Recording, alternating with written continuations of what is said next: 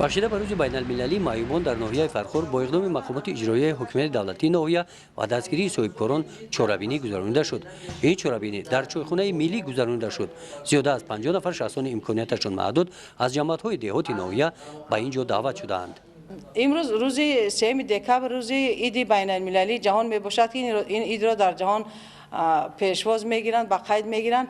ما هم از فرصت مناسب استفاده برده با رهبری حکومت ناحیه همین جشنواره را معیوبان را گذرانده ایستاده ایم.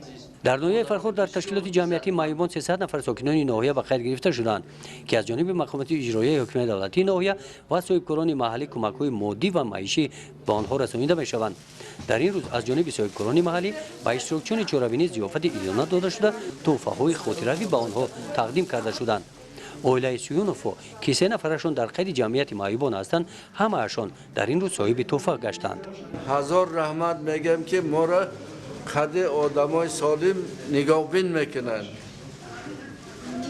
سلامت باشن همش که ما را دستگیری کرده ایستادن. ما ایده آمده ششته خرسند شده ما همه کارهای تشکیلشان که ما را حساب آدمای سالم ده ما را قبول کردن، یاری کردن.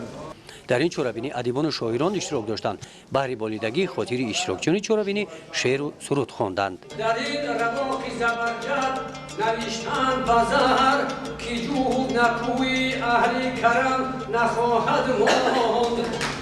گزارش خواجه نظری خدای نظر ظهورов از ناحیه فرخور برای برنامه اطلاعاتی نوید.